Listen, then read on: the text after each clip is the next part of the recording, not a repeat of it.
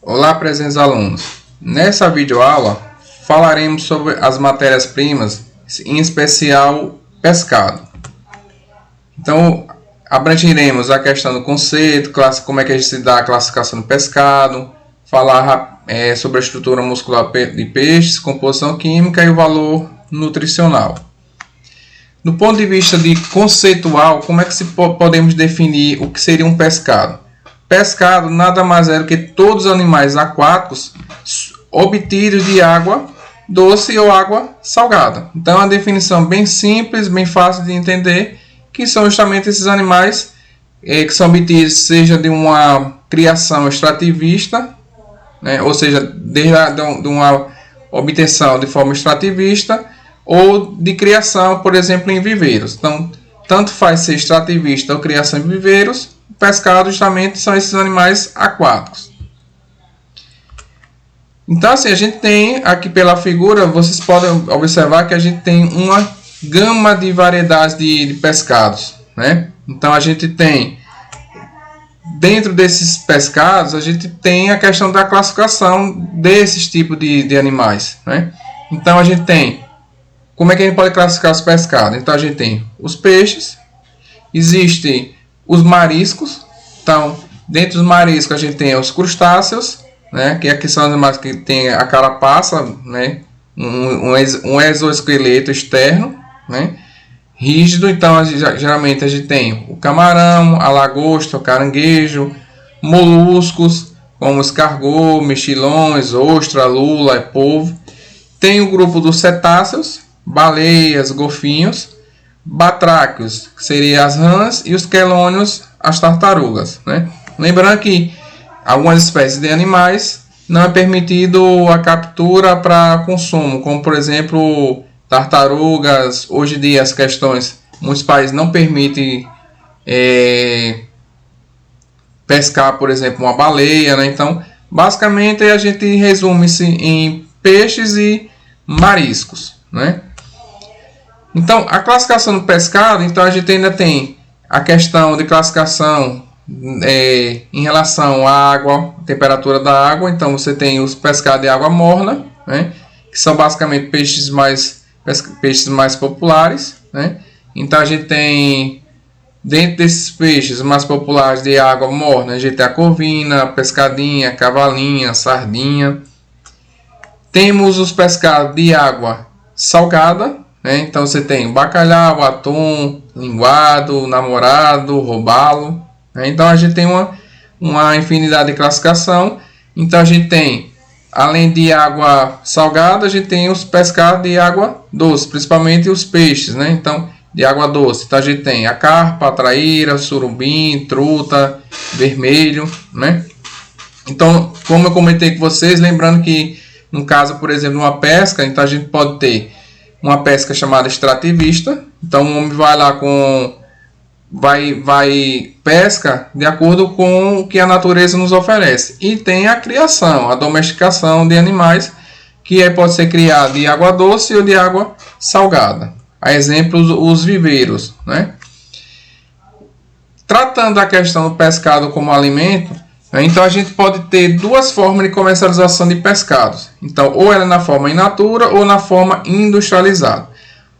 O que é que vem a ser um pescado in natura? O pescado in natura nada mais é do que o pescado recém-capturado, que foi submetido ou não ao processo de refrigeração, e sendo adquirido pelo consumidor ainda em estado cru, né? Então, geralmente, o que se aplica de conservação do pescado é a refrigeração, né? Que aí pode ser refrigeração do pescado inteiro, né? Então, o que seria a refrigeração do pescado inteiro?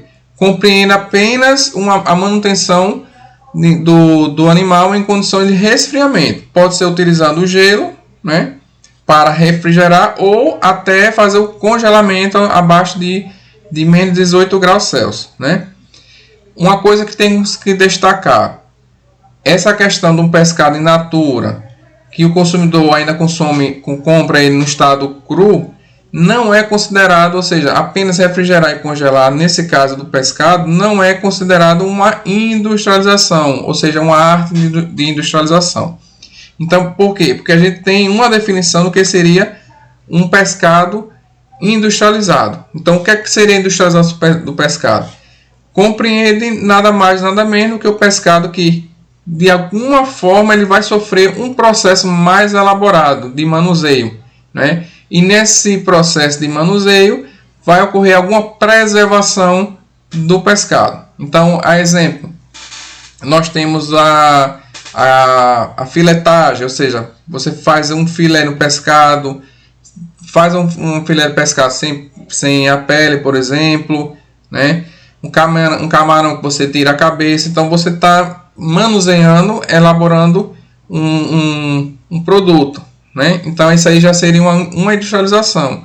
Então você faz um processo de salga, ou defuma, ou produz um embutido, ou um pescado enlatado. Então isso, ou uma farinha, por exemplo, pescado, isso já é considerado uma industrialização.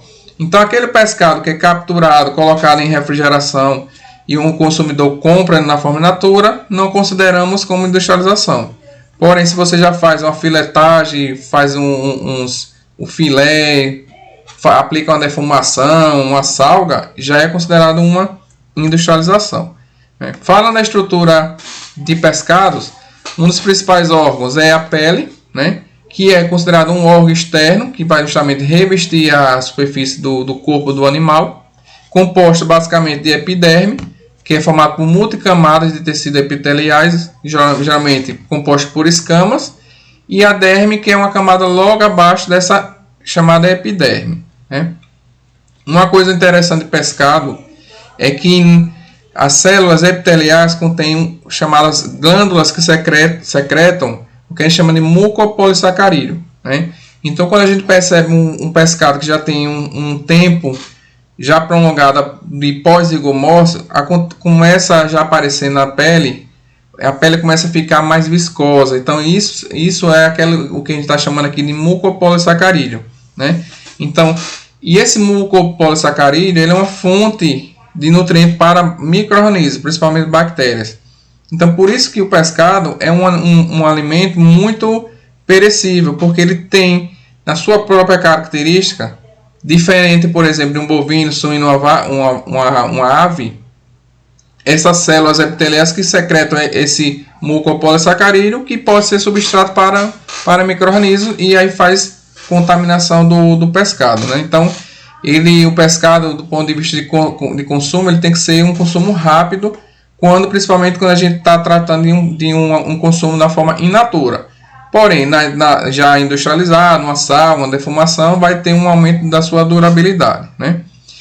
Em relação à cor do pescado, a coloração do pescado se deve principalmente pela presença de pigmentos, né? Então, os principais são os carotenoides, a melanina, que vai justamente dar coloração. Então, a coloração do pescado depende muito de que tipo de pescado e qual é o pigmento que está presente nesse pescado. Então, você compara lá, por exemplo, um camarão. O camarão ele vai ter um pigmento que tem muita presença de carotenoide em relação a outro tipo de pescado. Então, por isso que ele tem aquela coloração mais alaranjada, né? Então, assim, depende muito cada espécie tem um tipo de pigmento que vai gerar uma característica de coloração, basicamente, do pescado, né? Falando em questão de tecido muscular, né? Tecido muscular, resumidamente, ele pode ser dividido em dois: o chamado músculo estriado e o liso. O estriado ele é constituído pelo músculo esquelético, que é dividido em dois: músculo ordinário e músculo sanguíneo, e o músculo cardíaco, que basicamente é o coração, né? E ainda tem alguns músculos voluntários, né? Então, do ponto de vista de comercialização, de consumo, a gente destaca justamente o músculo esquelético, principalmente o ordinário, né? Então, assim, a gente tem basicamente, quando a gente vai para a estrutura do corpo do pescado, a gente observa dois tipos de músculos especificamente, né? Que é o ordinário, também chamado de músculo branco, e o músculo escuro, também chamado de sanguíneo. Repare que o próprio nome está falando músculo sanguíneo, então significa que esse músculo tem uma maior irrigação de sangue tem a maior presença de mioglobina, que é o pigmento que dá a coloração. Então aqui é um desenho basicamente mostrando na forma horizontal, né, como é que se dá a estrutura muscular do animal, né? Então, o que é que a gente pode perceber? Que a gente tem em relação às fibras, mesmo de um pescado, existem dois tipos de fibras, as chamadas fibras brancas e as fibras vermelhas, né? Então, geralmente as fibras vermelhas, ela está na parte mais externa do corpo do animal, enquanto as fibras brancas elas estão mais na parte interna do corpo do animal. Aqui é uma figura, né, que um esquema mostrando, por exemplo, de um pescado, ele possui uma forma de um W, né? Então, isso aqui é para os chamados tecidos musculares de um teleósteos. Então, o que é um teleósteo? São, na verdade, animais que são vertebrados que possuem mandíbula, né? Então, geralmente, ele possui um eixo central de sustentação, né? Ou seja, uma coluna vertebral, que aí vai proporcionar grande flexibilidade do corpo. Então, essa flexibilidade do corpo é o que permite que o animal ele se locomova melhor na água, ou seja, que consiga fazer movimentos muito rápido, né? Logicamente, a presença nadadeira vai facilitar, né? E aí, repare bem, como é que a gente pode diferenciar do ponto de vista da morfologia, né, entre esses dois músculos, o branco e o escuro? Então, do ponto de vista de estrutura, o músculo branco ele possui maior quantidade em relação ao músculo escuro, os também chamados músculo sanguíneo, certo? Então, assim, como eu falei, a localização do músculo escuro se dá mais na periferia em relação ao eixo central do corpo do animal, né? Em relação ao tamanho dessas fibras, as fibras brancas elas são maiores em relação às fibras escuras, então que elas são menores, né? Recebe menos sangue no caso da branca, já a escura, logicamente que também chamada sanguínea, recebe mais sangue, ou seja, e recebe basicamente mais hemoglobina e principalmente mioglobina, que é o pigmento que dá cor. Então, por isso que o músculo é escuro, para ele ter um teor maior de mioglobina em relação ao músculo branco, né? Em relação ao movimento do animal, né, o músculo branco ele atua justamente em situação de ataque. Então, quando o animal precisa fazer uma fuga, aumentar a velocidade na água, né, esse movimento se dá em relação ao músculo branco, né? Já o músculo escuro ele é responsável pela questão de contração muscular. Então, é o que a gente percebe quando se faz o abate do animal, ele vai entrar em rigor mortis. Então, as fibras escuras é que vão ser responsáveis pela contração e endurecimento, uma rigidez cadavérica do animal, né? Em relação à composição química, os pescados eles têm em média 60 a 85% de água, proteínas vai ter em média 20%, lipídios vai variar bastante, né? Então pode variar de 0,6 a 36%, e esse teor a gente tem que destacar a questão de lipídios, por quê? O que é que influencia? Espécie, temperatura da água, né? Então, o lipídio é um elemento muito importante, por quê? Porque você vai ter ali dentro da presença de lipídios os chamados ácidos graxos insaturados, e normalmente você vai ter mais ácidos graxos insaturados em pescados de água mais fria em relação a de água mais quente, né? Então, assim, você vai ter um destaque aqui em relação a lipídios, até mesmo a questão de classificação que eu vou mostrar daqui a pouco, para a gente finalizar. Então, em relação ao valor nutricional, né, assim como comparando com carne, leite e ovos, o pescado é uma boa fonte tanto de lipídios, principalmente a questão dos ácidos graxos poliinsaturados, que é o ômega 3, né, que é o EPA, o DHA, que isso é benéfico para a alimentação humana, né? E também tem a questão da proteína. Então, a proteína no pescado ela tem um alto valor biológico. Então, tem aminoácidos essenciais que são, como o próprio nome está dizendo, são essenciais para a nossa alimentação, né? Além de riqueza ainda de vitaminas do complexo B, ou seja, vitaminas hidrossolúveis, vitaminas lipossolúveis, né? Além de ser uma fonte rica de alguns aminoácidos, como por exemplo a lisina. E voltando àquela questão da gordura, para a gente finalizar, né? Varia muito de animal para animal, temperatura do meio aquático. Então, por exemplo, quais são os pescados que têm maiores teores de ácidos graxos poliinsaturados, os ômegas, por exemplo? São aqueles pescados que são capturados em águas mais frias, né? Porque a temperatura ela preserva mais os ácidos graxos insaturados, né? E do ponto de vista em relação ao teor de gordura, existe uma classificação industrial, né? Onde quando o teor de lipídio do animal ele é menor do que 5%, então classifica o pescado como magro. Na faixa de 5 a 15, a gente tem a classificação de pescados chamado pescado semigordo, e acima de 15% a gente tem pescados mais gordos. Então, logicamente, isso aí vai influenciar em relação a espécie para espécie, o meio aquático, a alimentação. Então, tudo isso influencia justamente nesse teor de lipídios.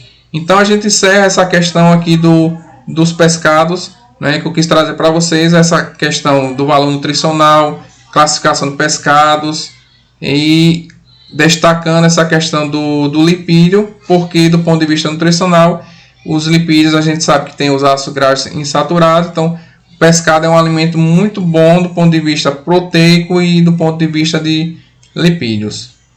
Até mais.